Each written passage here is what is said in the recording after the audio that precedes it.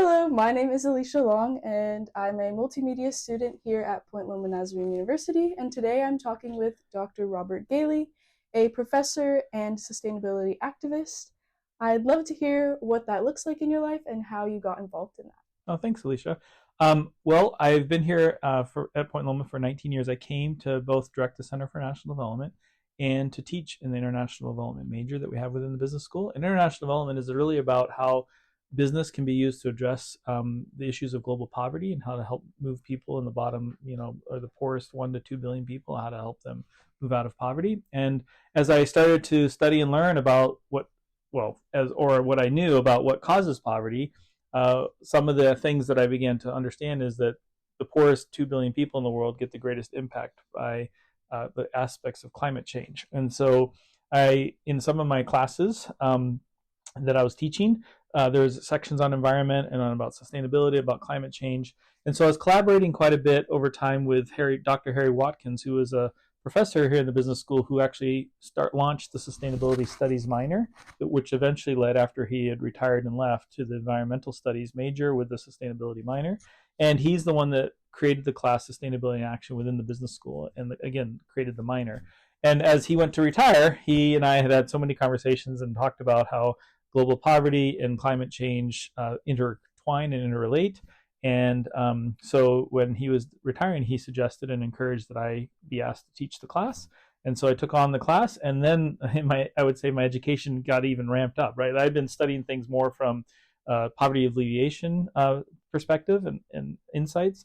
But then when I took it as a kind of what is business doing in terms of environmental impact and change and sustainability efforts, just broadened my mind. And as I was looking at all the material that he had curated for the class, and I was digesting it myself, it just opened up my eyes to so many more things, and I became quite a bit of a passion. I became quite passionate about environmental issues. And then my two kids, they were in high school and they graduated, and we went on a sabbatical.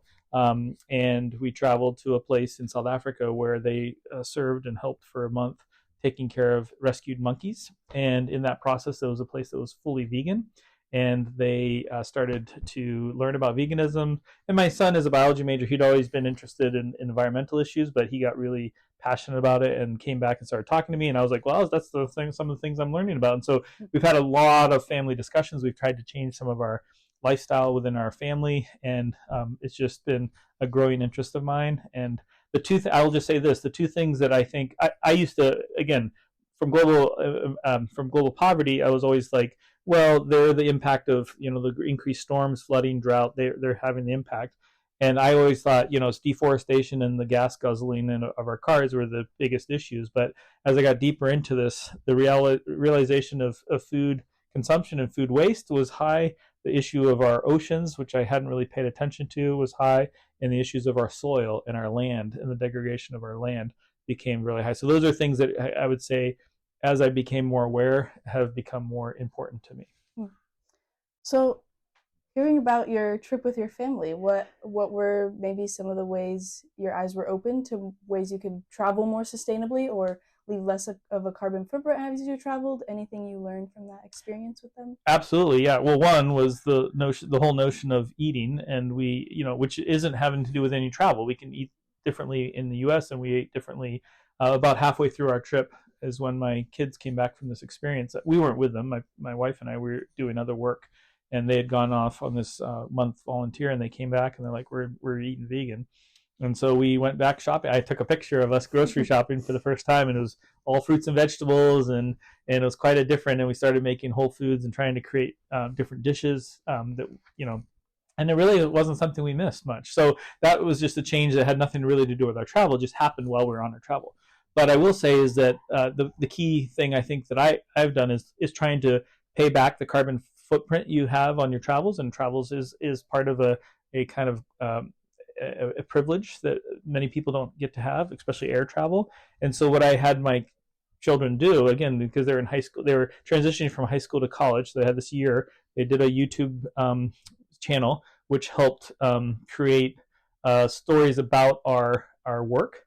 our travels, I should say, and their efforts, like they're volunteering at this rescue place. But then in Ireland, they actually went to a climate protest march and interviewed young people about Gen Z, right, about what people in Ireland were thinking about climate change, and then they created a video that kind of said, what did Gen Z think about climate change? So again, trying to get the message out and publicize it. But then as an activity or a chore I gave to them, as I said, look, I'm busy doing all this training and teaching and I was writing a book.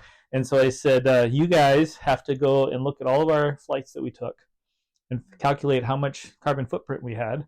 And so they came back with me after looking at all the travel we did. In a year's time, we traveled to 20 countries. And they they looked at the total amount of carbon emissions for people of four, because we're all flying on the same flight, right? And they said, this is how much emissions we had. I then contacted a local San Diego Christian organization called Plant with Purpose. And I said to them, hey, if we were trying to replace through your regenerative agriculture, your watershed stuff, your tree planting stuff, what would a donation get us? Like, how much would someone have to donate to kind of help erase the impact of this carbon? And they gave us a number. And so we took some of our money and we donated it to them to say, this is to pay back for the year's worth of travel that we did. So that was kind of a way in which we tried to be more sustainable even in our own travels. Yeah, that's very interesting. Yeah. Definitely very cool. I do know that in some of my research, looking at a lot of airlines are now including how much the flight is going to cost the Earth, that's basically. Right. Yeah, yep. So I know that that's also a very practical way. Someone might not have to calculate it all themselves now. Yes, right. Or when you're going to buy a ticket, if you use Google Flights, Google Flights will list the carbon, which one has less carbon. If you want to go point A to point B, they'll list 20 flights and they'll say the price, but they'll also say the carbon impact. So yeah, that's definitely very visible and tangible. And something that students and people who want to travel and be more environmentally can do. Yeah. I do want to go back to the food subject. What does the impact of meat have on the environment? What does that look like for people who may not know? Yeah. Okay. Well, there's so much to that, but it's a whole lecture, I would say. But let me give a short thing. One is it's not so much the meat well, first of all, yes, there is an impact of meat, and particularly any ruminant animals, which things that are chewing the cud. So that would be cows and sheep. That would, when they eat things, there's a biological thing that happens where they burp from their food, and it burps methane. And methane is 80 times more powerfully damaging to our environment in the short term than CO2, than carbon dioxide, right? So the methane, if we want to quickly, as you see, our temperature, the greenhouse gas emissions are increasing, which is heating up the Earth, and our average temperature is just continuing to grow. And the goal of the Paris Climate Agreement was to get less than 1.5 degrees Celsius to have our world average grow up that much compared to pre-industrial time. And we're at like 1.3 or 1.4, and some months now we're at 1.5. And so we're reaching that, even though they're thinking they would get it in 2030 or whatever. So, but here's the thing, carbon dioxide stays in the atmosphere for 1,000 years. So all the carbon dioxide's there from for the last 200 years, industrial revolution, is going to sit up there for another 800 years, right? And so it's really hard to get that out of there. But methane only lasts 80 years. And so if we can get the methane quickly reduced, then that will help us not to have so much warming. And so the most immediate effect is to reduce methane, and methane comes from cows burping, is one of them, but is the primary. Now you say, well, why? What's the deal with cows? Well, the other thing that happens is two things we do for cows. We use a lot of water to feed the cows and to slaughter the cows and to clean the cows' waste. Okay, more so than what we use to water our crops and or water that we consume as humans that need water to survive. So our fresh water consumption is significantly higher because of our reliance on cows or animals for consumption. Then most importantly is the impact we have on our food. We have 50% of the arable land is growing crops, and most of that is growing crops to feed our animals, not to feed ourselves. And so one of the notions that is so significant is the amount of calories. We actually have plenty of calories that we're growing around the world, but because so much of those calories go into feeding animals so that we can have meat versus feeding people, and then also we grow crops to put into our cars as biofuels, ethanol that you get put into gas is made out of corn or sugarcane, and those things are also not being put into the human body, but putting into our cars. So it's a luxury that we have enough calories to eat, plus we grow food to grow cows, right? And so there's that. The other thing is the data shows that the beef in particular is the most inefficient. We produce 100 calories of food to get 3 calories of beef, 4 calories for pig. So when you think of 100 calories that we produce in the world and only 3% is used to actually give us calories in meat, then that shows so much of the influence and impact that eating meat has on the environment. So all that to say is, if you want to reduce the land use and you want to reduce the water use on the environment, the straining of the environment, then reducing your meat consumption is a significant way. I'll give you one last data point, Alicia, is Americans eat 220 pounds of meat a year, okay? The average in the world is 110 pounds. So we are eating double the meat than the rest of the world. And if you look at what's the carbon dioxide up in the air that lasts 1,000 years, we are over 25% of the impact. Our country has produced that over 250 years of what carbon dioxide is up there. So if you worry about what's messing up with the atmosphere that's causing the global warming and the climate change, you've got to say who's historically been responsible for it. Our industrial revolution, which provided us such economic gain and all this incredible blessings that we have in terms of electricity and cool temperature control and production and all that, that's all been great, but we put that stuff up there. It's going to last 1,000 years. And now we're looking at saying, oh, what's the quickest way to reduce that is reduce methane. Methane comes from cows, and we're eating double the amount of meat than everyone else in the world. That's like, it doesn't seem fair that we're so gluttonous when the rest of the world is actually, all the world is suffering. Like, the climate change doesn't say, oh, we stop at the border. Like, it's not all just concentrated on the United States and saying we're going to punish the United States for all of that 200 years of carbon dioxide in the air and the last 50 years of all this methane and all that stuff. It's going to go across the world. So the poorest people, getting back to the reason why I even got into this, the poorest billion people who are living in sub-Saharan Africa and parts of Latin America, parts of Southeast Asia, those people are suffering from droughts and rain and all that stuff. And I think, well, as a Christian, what's my responsibility to care for their experiences in life? And if they're being impacted by the climate change that's happening and the global warming, well, what do I need to be doing to change that? Well, one of the things I can do is reduce my meat consumption. So that's a long answer, or long-winded. Very interesting to hear. What about for those people who may not want to cut meat out of their diet? Is there other offsets they can do to kind of change that carbon footprint, or maybe ways they can reduce water that are? I would just say that they could take a look at the amount of poundage of meat that they eat, and then go look into the data. And one website I recommend is Our World in Data, and they'll tell you kind of how much every pound of meat takes in terms of water and carbon emissions and methane and all that stuff, and calculate it all, and then put it together, and then offset it with a donation to an organization that's trying to save wetlands and mangroves and replanting trees and creating wild spaces, because it's not just replanting trees like in a row and very industrial tree planting. That it provides some carbon, but actually it's really the forest that has to be diverse and has all these different things that really captures the carbon. Or go plant kelp forests in the ocean to help capture carbon, right? There's other ways they can. So if they're like, okay, we're committed to meat eating and I can't change that, then I would say go do all the calculations. It's going to be a whole lot more than the flying. One thing that I changed is when I first came to Point Loma, and I was, again, caring about poverty alleviation, but also caring about California. And for the first 10, 12 years that I was here, there was a 10-year drought that California was going through where water is really scarce. The last 3 years, we've had a lot of rain, so we got our water levels back up. But as 8th and 9th and 10th year, it was like getting like, this is crazy. Like, we're going to run out of water, right? And so we, at Point Loma, in our sustainability efforts, said 5-minute showers. They actually passed out little timers, and I put it in my shower, and I'd click it, start, and I'd take a 5-minute shower, and I'd turn off the water. I'm like, yes, I've saved water. And then I'd go sit in the cafe for lunch and eat a burger. And as I, again, taking over for Harry Watkins' class, I started learning about it, and I was like, one hamburger is the equivalent of different things figure, but the most generous way is to say it's the equivalent of a 50-minute shower.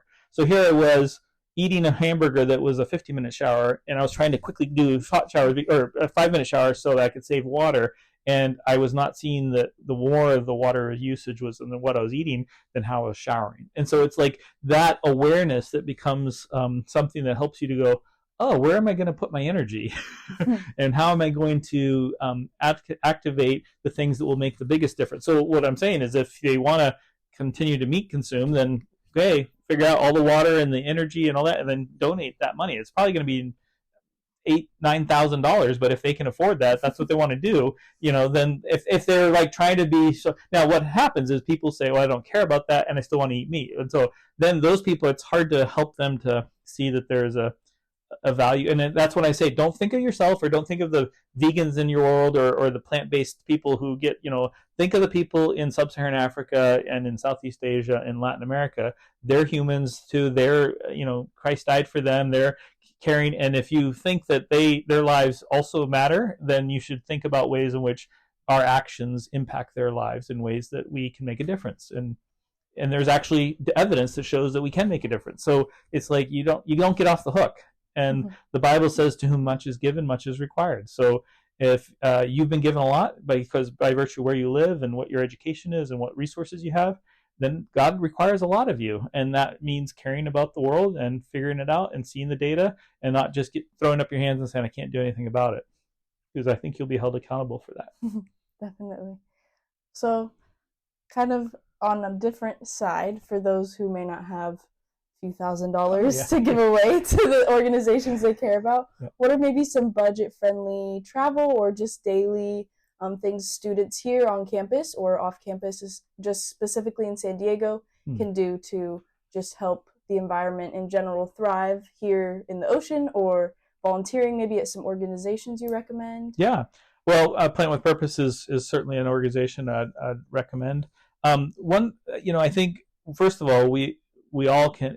This is a win-win. I was just sharing this in my class. Is if meat's one of the most expensive items in a grocery bill. So if you replace meat with, not get meat alternatives, because meat alternatives can be more expensive than regular meat. But if you take a steak and put in a butternut squash and a couple of sweet potatoes, and you mix that into your curry sauce instead of chicken, or instead of making a steak, you make a cauliflower steak or whatever, those are cheaper. And so if you're saying cost is an issue, then I'm like, try it. Go Meatless Mondays, or try, and don't try to get alternative meats because those are more expensive. Try to get vegetables, pure, wholesome vegetables, and put those into your diet, and look online to find recipes with lots of spices and with lots of ways of mixing things. You can get really delicious, amazing meals that you don't even miss the meat, right? So I wouldn't get them off the hook to say, well, they want to eat meat, but they don't have the money to donate. I was like, well, you just, if you want to save money, cut out of your meat expense, but don't try to go for the alternative meats. Go with more vegetables, and you'll find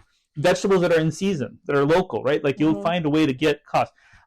So the other thing I'd say is walk more.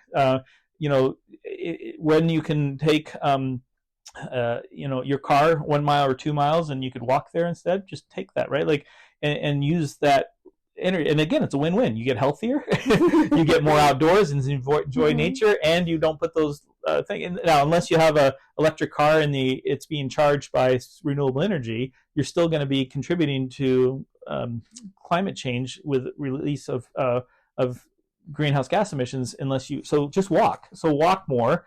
I would say beach cleanups.